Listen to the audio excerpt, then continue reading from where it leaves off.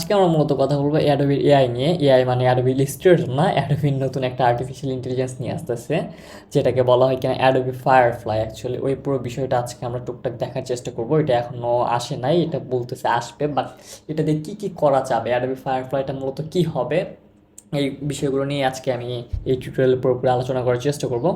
So দেখা হচ্ছে inter পর।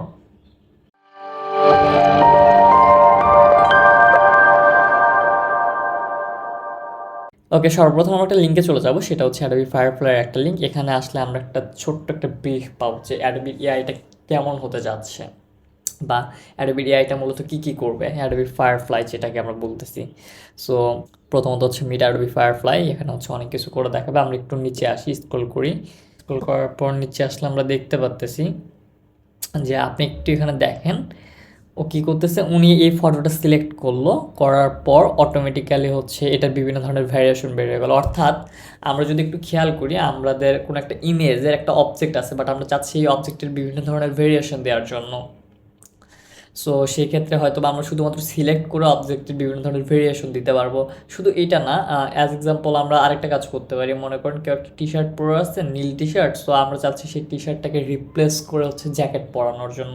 সো যখন আমরা এই কাজটা করবো, কোনো একটা অবজেক্টকে এক্স্যাক্টলি সিলেক্ট করব, তখন সেই অবজেক্টটাকে আমরা খুব ভালোভাবে চেঞ্জ করতে পারবো। আর সেখানে আমরা সুন্দর করে জাস্ট কমান্ড লিখে দিতে হবে যে এটাকে আমি রিপ্লেস করতে চাচ্ছি জ্যাকেট দ্বারা। সো অ্যাডোবি বাকি কাজ করে দিবে, যে ফায়ারফ্লাই যেটা আছে, অ্যাডোবির যে টুলটা আছে, এটাই আমার বাকি কাজগুলো করে দিবে।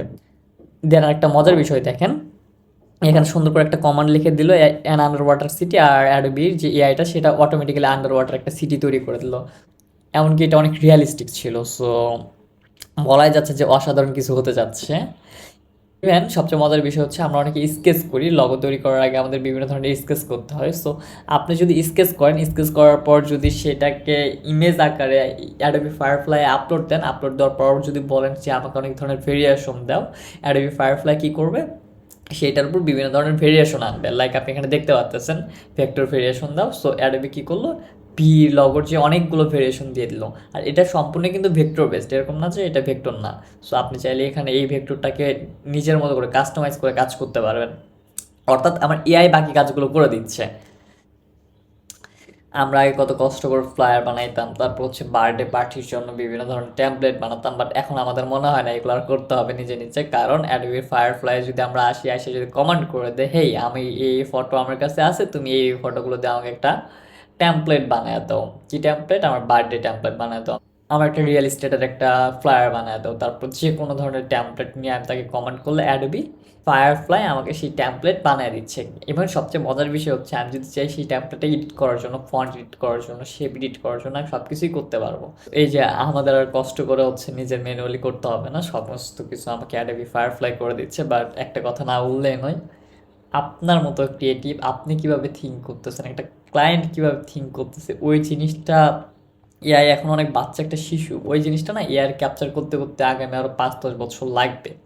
10 বছর না লাগলে অ্যাটলিস্ট মিনিমাম 3 থেকে 5 বছর তো লাগবে। সো এখনই আমাদের এক্সাইটেড কিংবা ভয় পাওয়ার কোনো কারণ নাই যে না এআই বোধহয় আমাদের জব নিয়ে চলে যাচ্ছে, এআই বোধহয় আমাদের গ্রাফিক ডিজাইনের জব নষ্ট করে দিচ্ছে। না, এটা নিয়ে এখনও ভয় পাওয়ার কোনো কারণ নেই। অ্যাকচুয়ালি এআই আমাদের কতটুকু হেল্প করবে, কতটুকু ক্ষতি করবে, এই বিষয় নিয়ে যদি আপনারা চান কমেন্টে আমাকে জানাতে পারেন, আমি একটা ভিডিও তৈরি করে দেওয়ার চেষ্টা করব। সো এখানে বিভিন্ন ধরনের 3D মডেলিংও করে দিবে, লাইক বিভিন্ন ধরনের টেক্সচার অ্যাড করে দিবে, বিভিন্ন ধরনের বিভিন্ন কালার চেঞ্জ করে দিচ্ছে 3D মডেলের। সো অ্যাডোবি শুধুমাত্র যে ট্যাম্পলেট কিংবা ফটো এডিটিংয়ের উপর নজর দিচ্ছে তা না, অ্যাডোবির যে ফায়ারফ্লাই আছে সেটা পুরো প্যাকেজের উপর নজর দিচ্ছে, যেটা কিনা আমার মনে হয় আমরা যারা কাজ করতেছি তাদের সেই কাজগুলোকে একদম পুরো অন্য একটা নেক্সট লেভেলে নিয়ে চলে যাবে। বাট এখনও আমরা জানি না কী হতে যাচ্ছে, কী হবে। সো আমরা অপেক্ষা করতে পারি, সো সময় বাকিটা বলে দিবে। যদিও বা এটা এখনও বেটা ভার্সনে আছে, সবার জন্য উন্মুক্ত না। যখন উন্মুক্ত হবে আমি ডেফিনেটলি ট্রাই করবো একটা পুরো কমপ্লিট ভিডিও বানানোর জন্য, যে এটা এক্স্যাক্টলি কীভাবে ব্যবহার করা হয়। সো আপনারা চাইলে স্টিল জয়েনিং বেটাতে দিতে পারেন, চাইলে জয়েন করতে পারেন, ওয়েট লিস্টে থাকতে পারেন। সো হয়তো বা আপনারা খুব শীঘ্রই, আমরা সবাই খুব শীঘ্রই অ্যাডোবির এই অ্যাক্সেসটা পেয়ে যাব। সো সবাই ভালো থাকবেন, আজকে এতটুকুই, দেখা হবে অন্য কোনো পর্বে, অন্য কোনো এপিসোডে। Tata, bye bye.